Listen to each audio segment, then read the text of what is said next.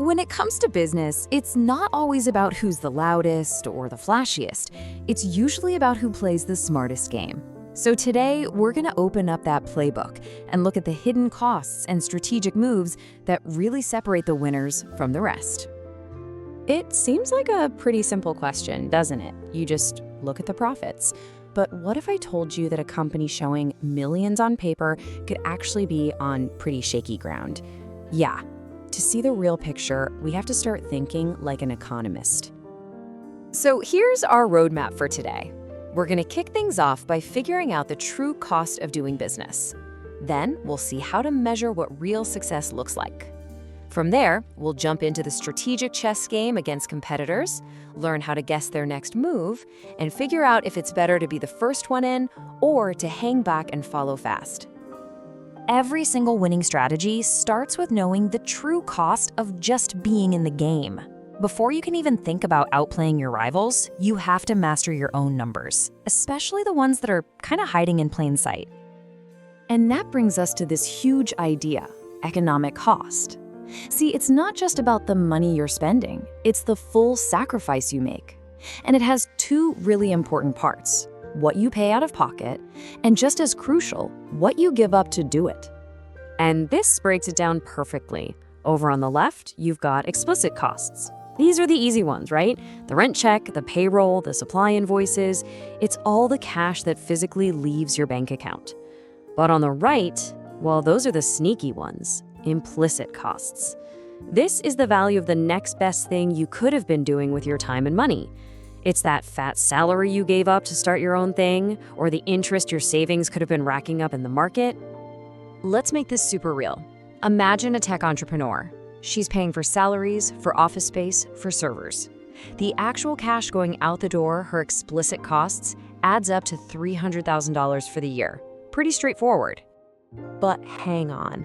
To launch this company, she had to quit her old job, which was paying her a cool $150,000 a year. And she cashed out her own savings, which could have been earning her about $5,000 in interest. That's $155,000 in opportunities she sacrificed. And that is a very, very real cost, even though you won't see it on any invoice. So here's the kicker. Her true cost isn't just the $300,000 she spent. Nope.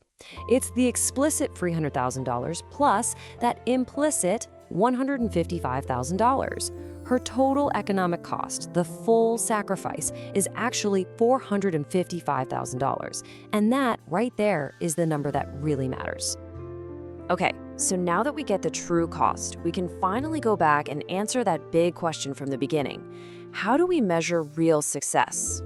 Well, it's definitely not about your accounting profit. It's all about your economic profit. Economic profit is basically the ultimate report card for a business. You just take your total revenue and you subtract that total economic cost we just calculated. Remember, that's both the explicit and the implicit costs. Whatever is left over, that's your true, honest-to-goodness profit. Now this is probably the most interesting part because it totally flips our intuition upside down. In the world of economics, zero is not a bad word. Not at all. Zero economic profit means you've covered all your cash costs and you've basically paid yourself for the opportunity you gave up. It means your business is doing just as well as your next best option. You haven't lost a thing by choosing this path. It's a sign of a healthy, sustainable business. Let's just walk through this farmer example real quick. He makes $500,000 in revenue. His explicit costs, seed, equipment, labor, are $300,000. So an accountant looks at this and says, great, you made $200,000 in profit. But the farmer, he knows he could have taken a job managing a big corporate farm for a salary of $200,000. That's his implicit cost. So once you subtract that, his economic profit is zero.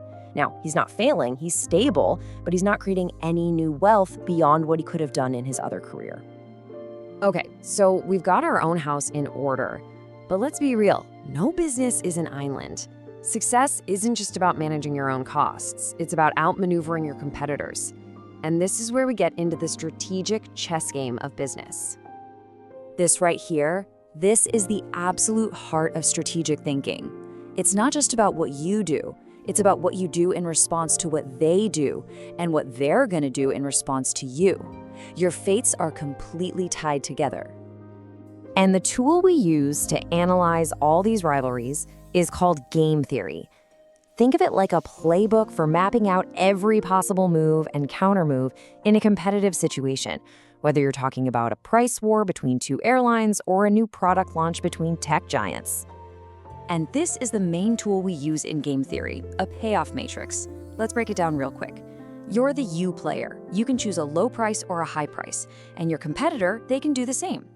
Each box shows the profit for both of you based on what you both decide.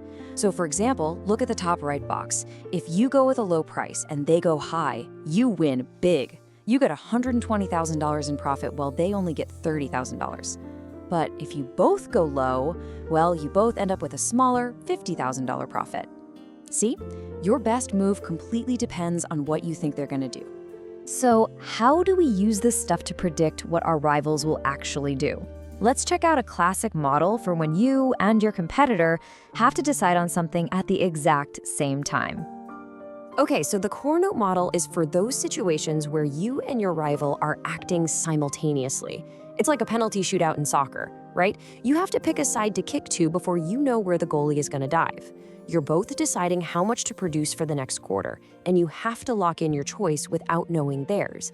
This is totally different from a sequential game, where one player gets to watch the other person's move before making their own. And the Cournot model is really perfect for industries where the big, expensive decision is all about production capacity. Think about the OPEC countries deciding how much oil to pump, or two giant chemical companies deciding how many tons of stuff to produce.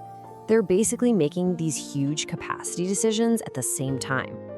But what happens if the game isn't simultaneous? What if one company has the power to make the first move, forcing everyone else to react to them? Well, this is where our second model comes into play. The Stackelberg model, on the other hand, describes markets where you have a clear leader and followers. So the leader, like Intel back in its prime, gets to set its production level first, because it knows exactly how all the smaller rivals are going to react to its decision. Another great example is a big retail chain choosing where to build a new superstore. They make their move, and all the smaller local shops have to react. And that really brings us to the core dilemma for any business leader. What's more important? Mastering your own economic reality by keeping those opportunity costs low, or mastering the chess game by predicting your competitor's every move? The answer to that probably determines whether you just get by or if you truly win. Thanks for joining us.